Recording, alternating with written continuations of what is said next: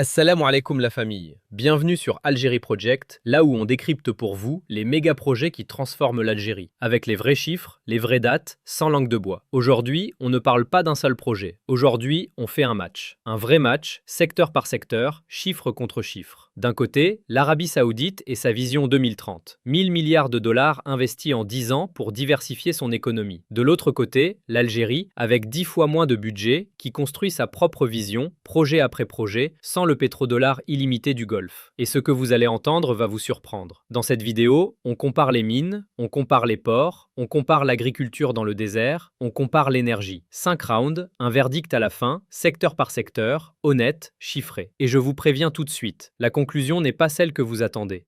Si vous êtes nouveau sur la chaîne, abonnez-vous maintenant et activez la cloche. On publie 2 fois par semaine sur les grands projets algériens et croyez-moi, la liste ne fait que s'allonger. C'est parti. Round 1. Les mines et les ressources stratégiques. L'Arabie Saoudite a lancé Ma'aden, son champion minier national, avec pour objectif de devenir un acteur mondial de l'or, du phosphate et des métaux de base. Des milliards investis, des mines à Al-Jalamid et Voual, une ambition claire, sortir du tout pétrole par la roche.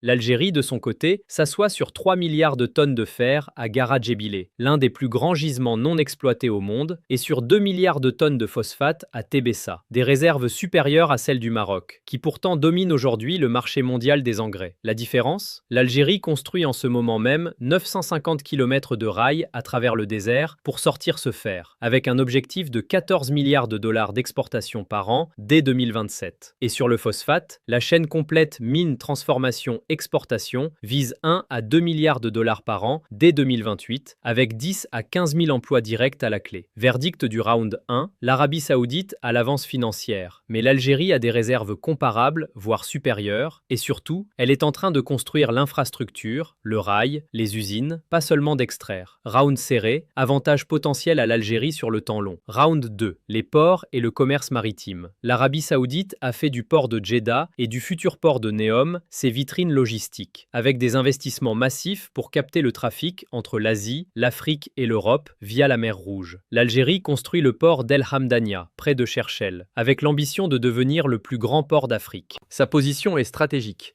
à équidistance de l'Atlantique et de la Méditerranée orientale, sur la route directe entre l'Europe et l'Afrique de l'Ouest. Le Maroc, avec Tanger Med, génère aujourd'hui 10 milliards de dollars d'activité par an et sert de référence régionale. El Hamdania a une position géographique encore meilleure, avec une zone industrielle intégrée et des connexions ferroviaires prévues vers l'arrière-pays. Verdict du round 2. L'Arabie Saoudite mise sur une façade maritime en mer Rouge avec des moyens quasi illimités. L'Algérie mise sur une position méditerranéenne centrale avec des moyens plus modestes, mais un projet tout aussi ambitieux sur le papier. Avantage financier saoudien, mais potentiel géographique algérien intact. Round 3. L'agriculture dans le désert.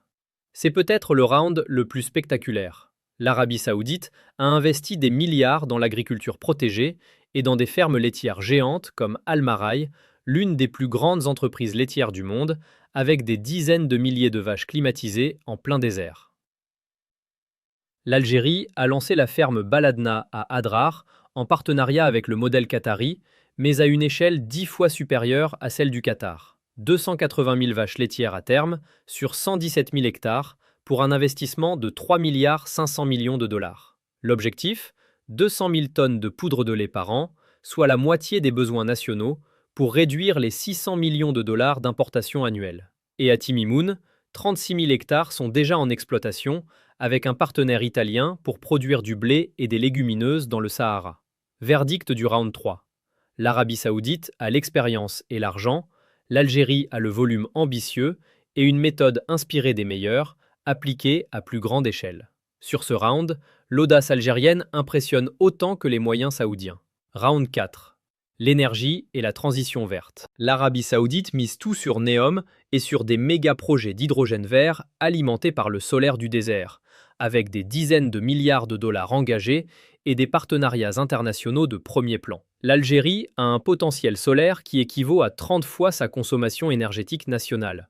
30 fois. Et le coût de production de l'hydrogène vert algérien est estimé entre 1,55 € et 1,94 € le kilo, contre 3 à 4 € en Europe. Un projet pilote est déjà lancé à Arzew avec un partenaire allemand et des corridors d'exportation sont négociés vers l'Allemagne, l'Italie et l'Espagne. Sonatrach, de son côté, prépare un plan d'investissement de 60 milliards de dollars entre 2026 et 2030 pour doubler les recettes en devises du pays d'ici la fin de la décennie. Verdict du round 4, l'Arabie saoudite a une vitrine plus médiatisée avec Neom, mais l'Algérie a un avantage de coût réel et une proximité géographique avec le marché européen que l'Arabie saoudite n'a pas. Sur ce round, l'avantage structurel penche du côté algérien. Round 5. Le bilan financier global. Là, il faut être honnête. L'Arabie saoudite a investi environ 1000 milliards de dollars en 10 ans dans sa vision 2030. L'Algérie, avec un budget 10 fois inférieur, ne peut pas rivaliser en volume brut. C'est un fait, pas une opinion. Mais voici ce qui change la donne. L'Arabie saoudite part d'un désert quasi total en matière d'industrie non pétrolière. L'Algérie, elle, part avec des décennies d'industrie existantes, une population qualifiée, des ressources naturelles diversifiées, fer, phosphate, zinc, plomb, gaz, soleil, et une géographie qui la connecte directement à l'Europe et à l'Afrique subsaharienne, notamment via le futur gazoduc transsaharien avec le Nigeria et le Niger. Alors, qui gagne vraiment? Si on compare les chiffres bruts, l'Arabie saoudite gagne sans contestation possible. 1000 milliards contre un budget 10 fois inférieur, il n'y a pas de débat. Mais si on compare le rendement par dollar investi, le tableau change complètement. L'Algérie transforme chaque dollar disponible en projet concret, avec un rail qui avance avec 3 mois d'avance sur le calendrier à Garat Djebileh, une ferme qui dépasse déjà l'échelle du modèle qatari qui l'a inspiré, un coût de production d'hydrogène vert parmi les plus compétitifs du monde. L'Algérie ne dépense pas comme l'Arabie saoudite. Elle dépense mieux, projet par projet, avec moins de gaspillage et plus de résultats concrets pour sa population. Prenons un exemple concret pour bien comprendre cette différence de méthode. Quand l'Arabie saoudite construit Neom, elle part de zéro, en plein désert, sans aucune population, sans aucune industrie préexistante, et elle doit tout importer. La main-d'œuvre, la technologie, parfois même l'eau. Le coût par habitant installé y est colossal. Quand l'Algérie développe Tébessa ou Béjaïa, elle s'appuie sur des villes qui existent déjà depuis des siècles, sur une main-d'œuvre locale qualifiée, sur des infrastructures routières et ferroviaires déjà présentes. Le coût marginal de chaque projet algérien est donc naturellement plus bas, pas parce que l'ambition est moindre, mais parce que le point de départ est complètement différent. Ce match n'est pas juste une comparaison de chiffres.